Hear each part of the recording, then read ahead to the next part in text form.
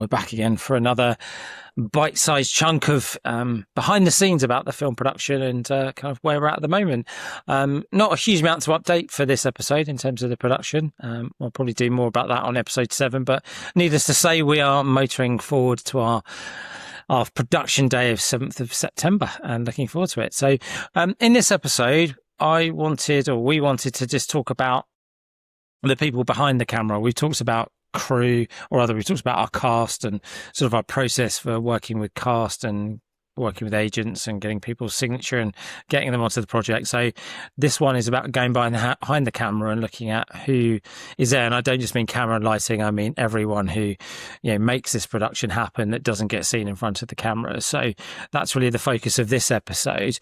So I thought we'd start off really. We're talking about, okay, so for this type of production, this type of budget, this type of schedule, who do you actually need and what are the key roles? So probably the best was from your point of view, I'll talk about the camera and lighting team because that's kind of my kind of core responsibility. And then I'll get you to talk about, from your point of view, the people that you need to make it work for you as a director. And whilst there is masses of overlap with all of those and everyone will be talking to each other for the purposes of this conversation, that would be easier just to split it. So talk to me from your point of view, the people that you needed to make it work behind the camera. And so let's talk about roles first of all. Who do you need? Yeah.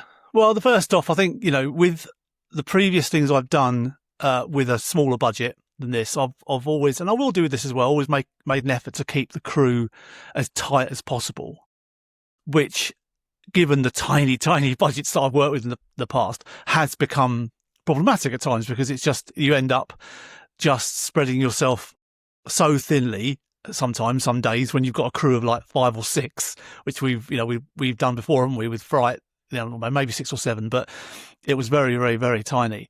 And so this time, because it's a bigger production and there's more locations and there's just a much bigger cast and it just feels like a harder thing to do, we've upped it slightly. We're still a small crew, aren't we? I think, but roles wise, yeah, I mean, for me, it'll be the key roles for me will be obviously my first AD, sound and makeup and script supervisor and costume and makeup, a costume and props and a production assistant. So still from the sort of creative side, my creative side, still only 5 or 6 of us. But I think we come in at about 17, I think, don't we? Is how we've where we've ended with our crew size. So so that's kind of a very, very brief rundown of the people I'll be working with. So from your side of it, tell me about what are the key roles that you'll be bringing to the crew and how will that work?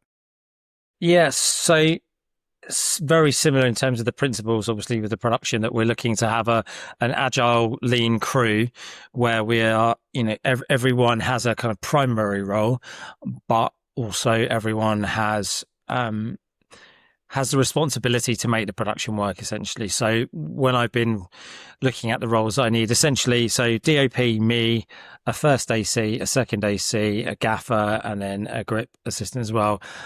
It'd be great to have 2 of those to help with the production, but we're essentially a crew of 5 for camera and lighting. So again, not massive at all, but we also have a very clear idea of what we want to do in our locations, etc. So it feels manageable. There's no point in having loads of people just for the sake of having loads of people. You want everyone to be able to have a very specific role and know what they're there to help us achieve and work as a team. So that from the camera and lighting department is that. Plus we may have a couple of people on certain days assisting us as well that might come in. But I think the key really for all of us on this shoot, for me and you, in terms of bringing those individuals onto the production, was about personality fit and kind of cultural blend, which, when you're shooting a film for 20 days and you're doing long hours, is really, really important. You want people to have, I certainly wanted, and I know you did as well, to have a similar sort of temperament and kind of approach to the work. And then, and we were very clear when we were having those initial conversations with people about what we were looking for and whether or not that met with kind of what they felt they were bringing, and would that work, would that align. So a lot of sort of soft skills, and not talking about technical, or it's almost like people will send me their details and I'll look through it and go, okay, well, this person's technically competent based on what they've shown me, but what are they like as individuals? Can we work with them when it gets really stressful? And there will be moments like that when we're all up against it. Is this person going to remain calm and look at a solution focused approach, or are they going to not do that? And, this is, and you don't really know until you work with people. So some of it's been recommendations, which has been really, really helpful. People who've kind of gone in and worked with these individuals. Others have just been gut instinct and thinking, I think this can work. Basically, I think this is a really good person who we can work with. So I've talked a lot about the soft skills there, but I think it's very, very important. Yeah, no, agreed. And I think that, look, you're hiring, as you say, you're hiring people who've got the skills. They have, and from their CV, they've worked on the films they've worked on, the TV they've worked in. So, like you say, it's so important for me as the director. I love a calm set. I want it to be a set for the actors, really. I want everything to lean towards the performances of those actors in this. And, a good example is Paul, who is my sound man, who I've worked with 4 or 5 times now, and an absolute joy. Just he turns up in the morning and you say, good morning, we have a cup of coffee, and that's it. I barely hear from him again all day. And, by the end of the day, he's produced amazing work, and that is such a lovely thing. And, so I'm working with, a new first AD this time around, Jay, who is, new to us, but again, had really, really good chats with him. And, first AD is an interesting one because it kind of splits 2 ways how a first AD can be.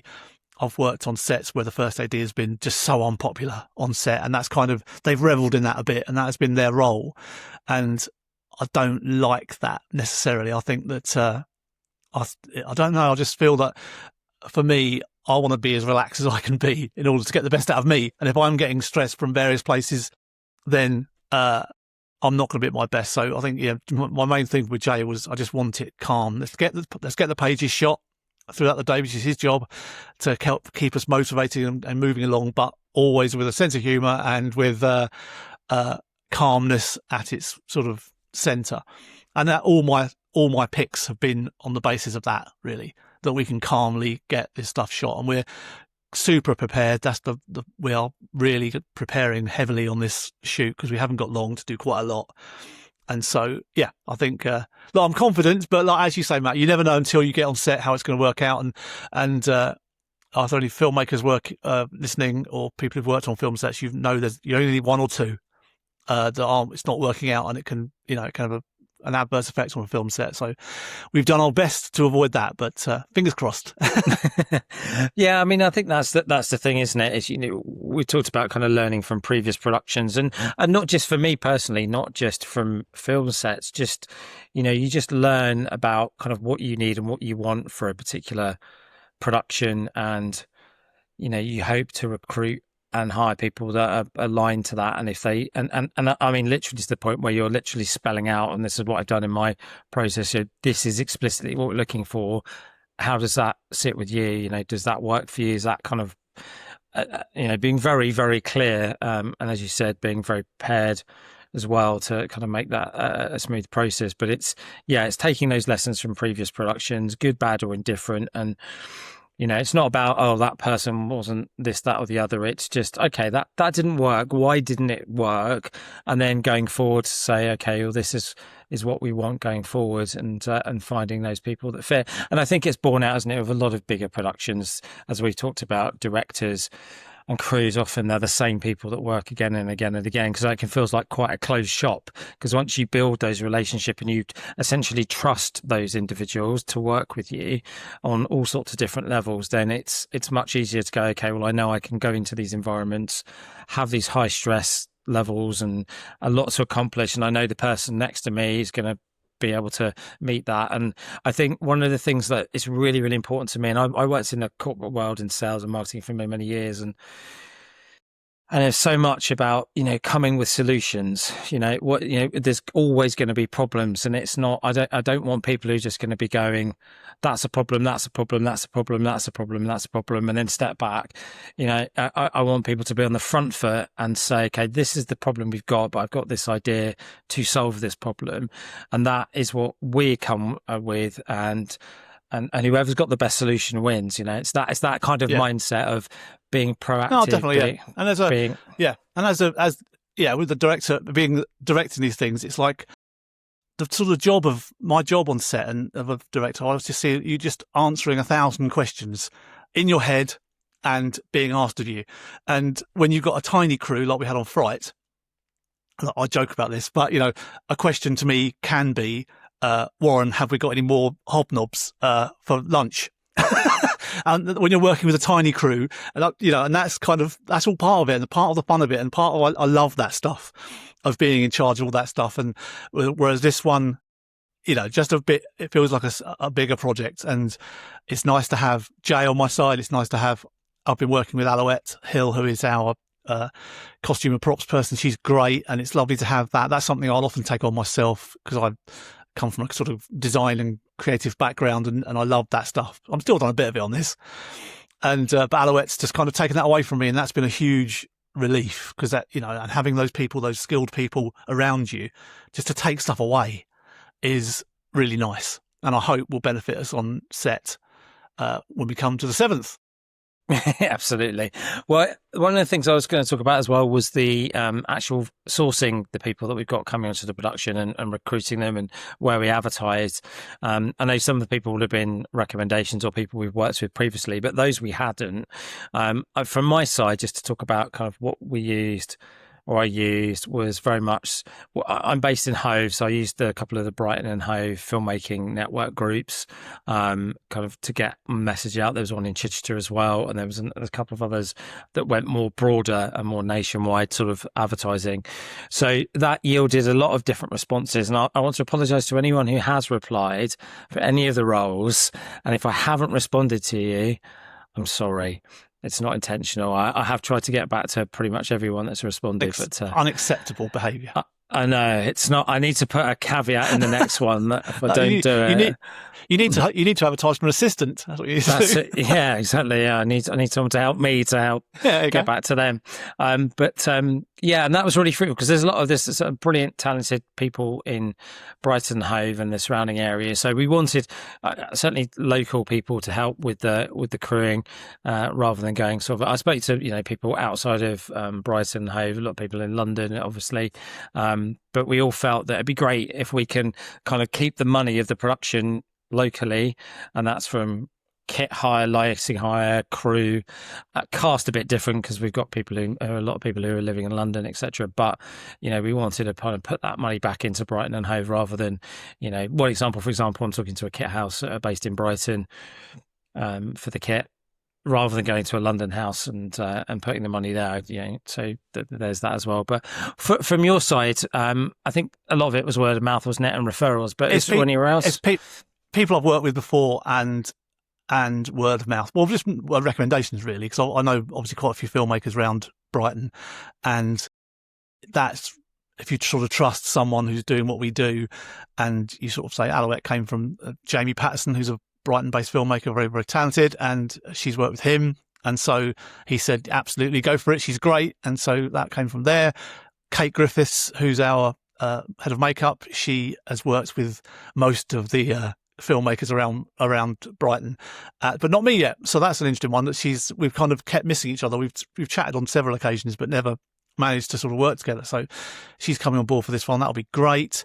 Yeah. So from my end, it's been largely, almost entirely, people I've worked with before, or sort of recommendations from fellow filmmakers, which is it's the way I'd like to do it, really. I think that's the best way. Fantastic. And then the sort of final point before we finish up for today is talking about payment for crew as well. And by that, I mean sort of the two different elements, because we're not just doing a 1 or 2 day shoot, it's 20 days. So it's essentially a month out of someone's calendar. It's a big commitment to them to come on board for the film, and they're going to be there every day pretty much for our crew working on the film. So it's looking at from the financial commercial standpoint of how much can we pay someone to take them out of their life essentially for 20 days and just work solely on this project versus what their day rate might be or other commitments they might have, and balancing that versus with, okay, we've only got a finite amount of money. We don't have a huge amount of money at all for this production, but we want people who are, we talked a lot about what we want from someone to come to the production, but part of what someone else, if I was in their shoes, I'm like, okay, well, you want all of that, that's great, but what you're going to pay me to, behave like that and do that, aside my own professional kind of conduct, etc. I'd like to be remunerated. It's easy for you to say, remunerated correctly. So that was a balance as well, and coming to the right figures. Obviously, we're not going to talk about specific numbers with people, but there was a few times where the day rates that you could get for 1 or 2 days would obviously be a lot higher than what we could offer for 20 days. So we'd come to a fixed fee for the project as well and sort of negotiate from that as well. But perhaps you can talk about a little bit about that in terms of how we kind of went through the budgeting process and putting our figures to it without talking specifics. Yeah, of course. Yeah. It's one of those things that you have a budget. We've got a little bit more money for this project, but of course that you just budget straight up to your budget. If you had 5 million, you just budget straight up to it. So it's a matter of taking that money we had and just I think it's about being sensible, but also just respectful, really. I think it's kind of, like you say, you're expecting a lot from people, and it's, sort of long days, quite stressful at times. And we're super passionate about this project, and you always have to understand that, although other people are excited about it, they're never going to be as excited as we are. So you have to make it worth their while. But I think that it's part that, but also just like I say, it's respect. It's respecting their time and respecting their skills. And, I think we do that. I'd like to think I do that on a set. So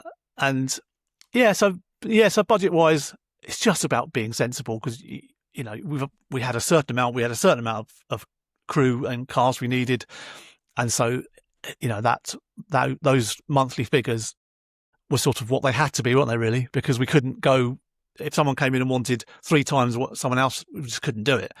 So, which is quite nice, really. In a way, it was quite a nice way of doing it, because if you just know your limit and that's it, and then you can, there's not much wiggle room in our budget, is there, at all, really? So there's not much room.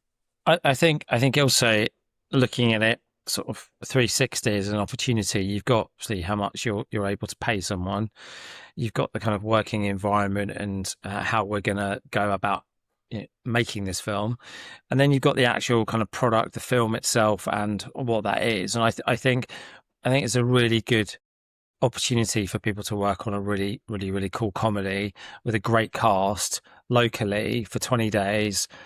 So that also as part of the conversation as well. And that's a lot of the feedback I got from the people I did speak to and eventually did work, was that it would be really cool to work on a feature for 20 days in my local area and do something really, really, really cool and exciting. So, that also has an opportunity, but it's juggling all of those elements, isn't it? It's blending them all together. Yeah.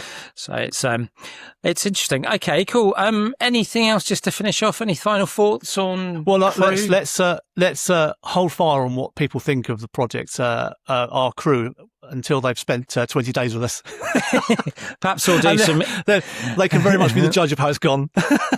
I think what we'll do is because we're going to continue this podcast throughout the whole process. So we're in pre-production at the moment. We'll continue doing it in production and post-production all the way through to release as well. So perhaps we'll get some of the crew members post the production.